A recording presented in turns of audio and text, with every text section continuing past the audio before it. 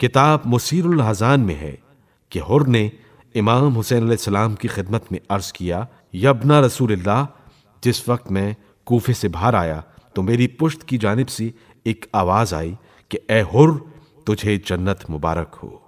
حضرت امام حسین علیہ السلام نے فرمایا، حر، تم نے خدا کی بشارت کو اچھی طرح پہچان لیا اور یزیدیوں کو چھوڑ کر اہل بیت رسول سے ملحق ہو گئے اور خود کو اس بشارت تک پہنچا دیا۔ تاریخ کی بعض کتابوں میں حر کے ساتھ ان کے بیٹے کا آنا بھی لکھا ہے۔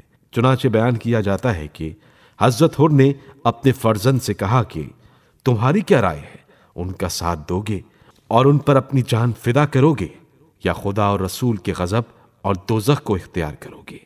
بیٹے نے جواب دیا، میں ہر وقت آپ کا مطیع ہوں۔ پس دونوں لشکر سے نکل آئے اور خدمت امام میں حاضر ہو کر شرف قدم بوسی حاصل کیا۔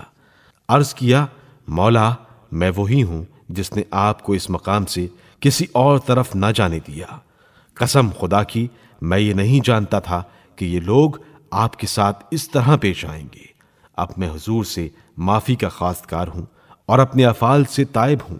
اس کے بعد ان کے بیٹے نے فوج پر حملہ کیا اور 24 اشقیاء کو مار کر راہی جنت ہوئے۔ ان کی شہادت کی خبر پا کر حضرت حر نہایت مسرور ہوئے اور فرمایا، خدا کا شکر ہے کہ میرا بیٹا فرزند رسول پر قربان ہو کر درجہ شہادت پر فائز ہوا۔ اکثر مقاتل میں حضرت حر کے بھائی اور ان کے غلام کا آنا بھی پایا جاتا ہے، لیکن تاریخ سے اس کا صحیح پتہ نہیں چلتا۔ صرف اتنا معلوم ہوتا ہے کہ حر کے ساتھ 2 آدمی اور آئے، ایک کا نام شاسا اور دوسرے کا نام یزید ابن زیاد لکھا ہے۔ شاید انہی دونوں سے علماء نے بھائی اور غلام مراد لیے ہیں۔ مورخین کا حضرت حر کے آنے کے وقت میں بھی اختلاف ہے۔ بعض تو اول خطبے کے تمام ہوتے ہی بتاتے ہیں، بعض اتمام حجت اور چوتھے خطبے کے بعد جب صدائے استغاثہ بلند ہوئی، بعض لکھتے ہیں کہ تمام انصار کی شہادت کے بعد، لیکن زیادہ قابل وثوق یہی روایت ہے کہ حضرت امام حسین علیہ السلام کا خطبہ سن کر حر کے دل میں جوش پیدا ہوا اور وہ اپنے دل میں نادم ہوئے۔ ناسخ التواریخ میں لکھا ہے کہ خدمت امام علیہ السلام میں حاضر ہونے کے بعد حر نے حضرت امام حسین علیہ السلام سے اجازت جنگ حاصل کی اور میدان میں آ کر اہل کوفہ سے مخاطب ہو کر کہا، اے اہل کوفہ، تمہاری مائیں تمہارے سوگ میں بیٹھیں اور تم پر روئیں۔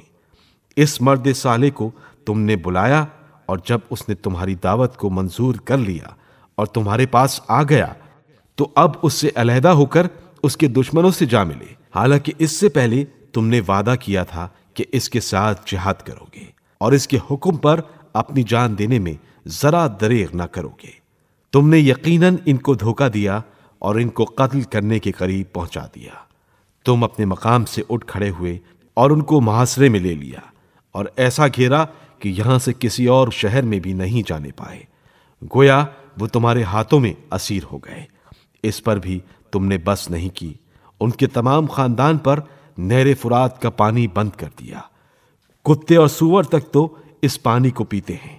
ان کی تشنگی کا یہ عالم ہے کہ تشنگی نے انہیں بے حال کر دیا ہے۔